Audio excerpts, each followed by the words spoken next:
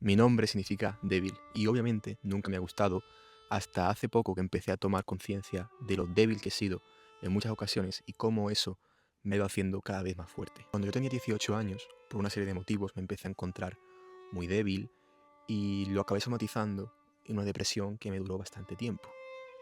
Y en esos primeros meses, cuando empezaban a aflorar todos esos síntomas, hubo un día, recuerdo un día que estaba especialmente hundido, y vino mi padre, recuerdo que vino mi padre, y de repente se echó a llorar. Mi padre, que ha sido siempre la figura de autoridad más grande que he tenido.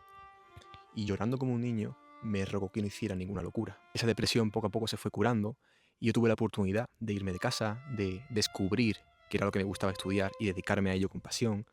Viví el año más feliz de mi vida, en la tierra más triste y más gris que he visto, que es Bélgica.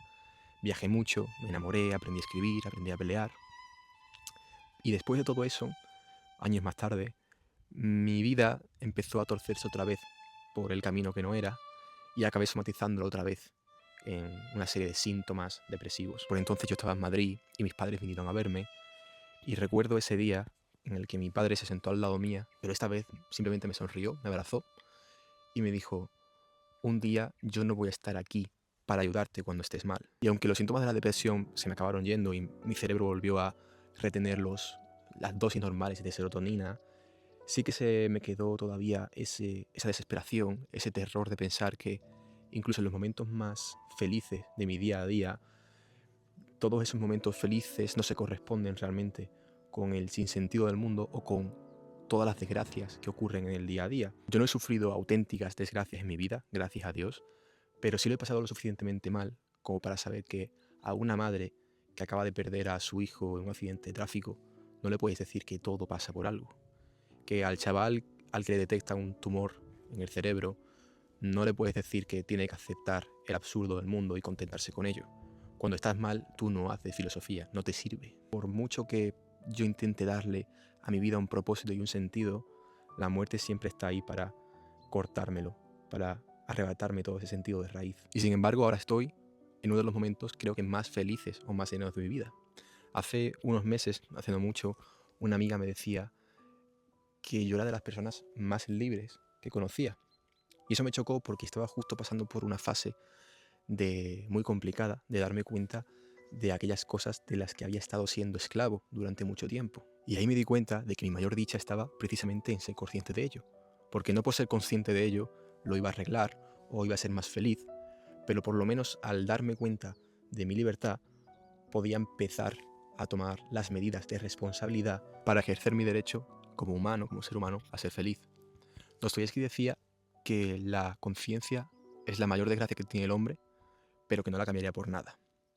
Y también escribió ese pequeño relato del que me gusta tanto hablar, en el que el gran inquisidor de Sevilla captura a Cristo y le reprocha el haberle dado la libertad a los hombres porque no son capaces de soportarla. Porque esa libertad conlleva el riesgo de que en el mundo te pasen cosas horribles. Pero que te pasen cosas horribles, o que pasen cosas horribles en el mundo, o que el mundo no tenga sentido, o que yo no se lo pueda encontrar, no me quita a mí el derecho como ser humano a ser feliz. Aunque ese derecho no es inviolable. Porque realmente conlleva más bien deberes que otra cosa. Porque la felicidad, al igual que el amor y la fe, no se pueden buscar. Son consecuencia directa de la libertad. Porque solo una persona que es libre puede elegir libremente amar a otra persona por cómo es y no por lo que pueda darle. Igual que una persona solo puede empezar a querer en Dios por amor a Él cuando es libre de escogerlo sin que sea por miedo al infierno o por deseo del paraíso. Como dice ese soneto famoso de: no me mueve mi Dios para quererte, el cielo que me tienes prometido, ni me mueve el infierno tan temido para dejar por eso de ofenderte. Y respecto a la felicidad, puede que nunca te llegue, y puede que nunca te llegue tampoco el amor ni la fe, pero la libertad es la condición sine qua non, las demás no pueden aparecer. Por eso lo primero que hay que ejercer, que hay que cultivar, es la libertad.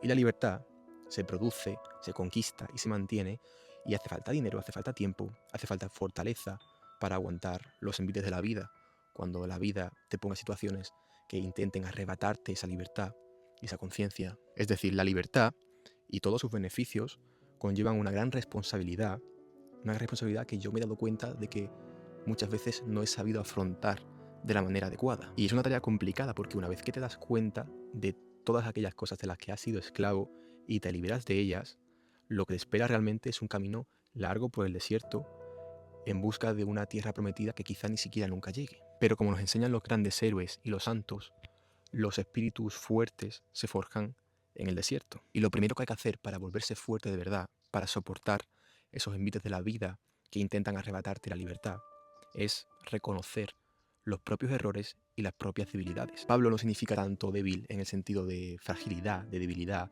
sino en el sentido de humildad para reconocer los propios errores. Por eso ese judío que perseguía a los primeros cristianos para matarlos, que se llamaba Saulo, elige el nombre de Pablo cuando se convierte al cristianismo y empieza a fundar las bases teóricas del cristianismo. 10.000 seguidores es una cifra ridícula en las redes sociales, pero para mí es muy importante porque hace 3-4 meses no tenía ninguno. Y por eso hago este vídeo, para agradeceros todo el apoyo que he tenido esta cuenta desde que empecé, cuenta en la que subo vídeos para entretener, para compartir con vosotros todas aquellas cosas que me apasionan, pero que también es el primer paso, el pequeño primer paso de una larga cadena de proyectos que me van a requerir mucho tiempo, mucha energía, pero que pienso que va a valer la pena si consigo ayudar, aunque sea a una persona que haya estado tan perdida como lo he estado yo.